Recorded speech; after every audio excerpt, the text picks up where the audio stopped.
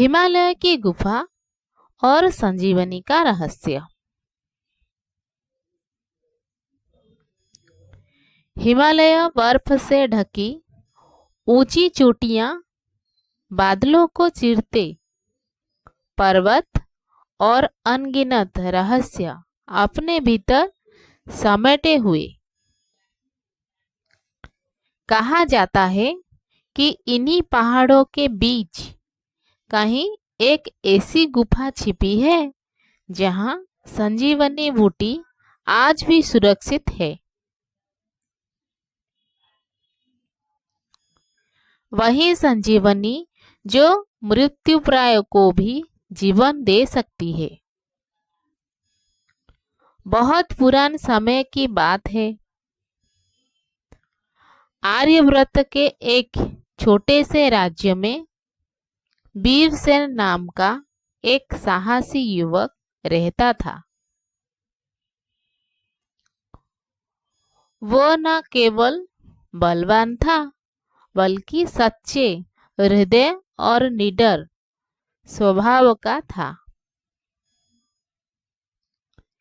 एक दिन राज्य में भयानक रोग फैल गया।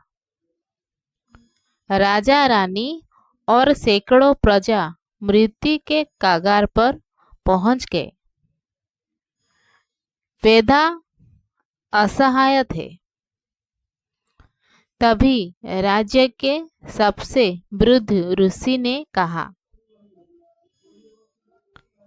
यदि किसी के पास प्राण बचाने की शक्ति है तो वो केवल हिमालय की गुप्त गुफा में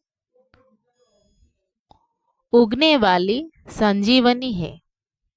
परंतु उस गुफा तक पहुंचना सरल नहीं। ये सुनते ही वीरसेन आगे बढ़ा। मैं जाऊंगा, चाहे प्राण ही क्यों ना लग जाए। वीरसेन की यात्रा आसान नहीं थी। बर्फीले तूफान, भूखे भेड़िए, गहरी घाइयां, हर कदम पर मृत्यु मंडरा रही थी। कई बार लगा कि वो लौट जाए, पर राज्य के लोगों के चेहरे उसे आगे बढ़ने की शक्ति देते रहे। एक रात जब वो थक कर एक चट्टान के पास बैठा, तभी उसे एक रहस्यमयी साधु दिखाई दिए।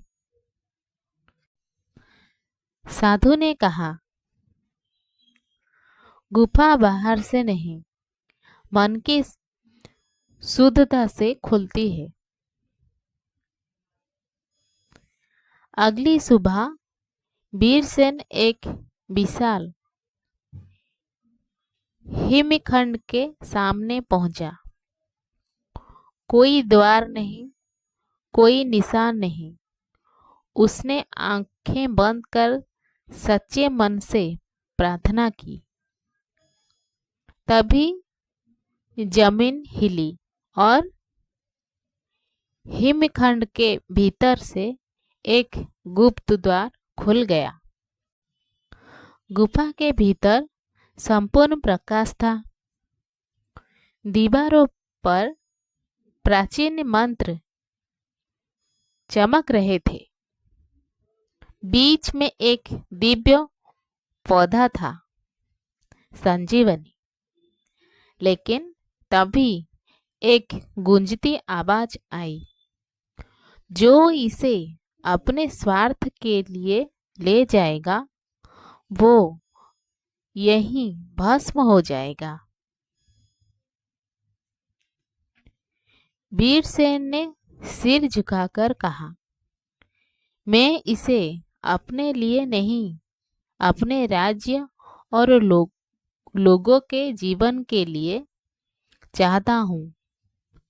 क्षण भर में गुफा शांत हो गया।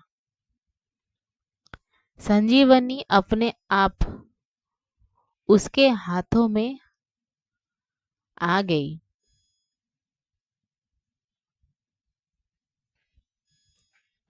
वीरसेन संजीवनी लेकर लौटा। पौधा ने उससे औषधि बनाई।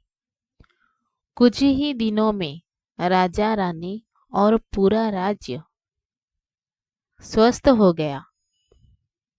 वीरसेन को महान सम्मान मिला, पर उसने बस त्याग कर फिर साधारण जीवन अपना लिया।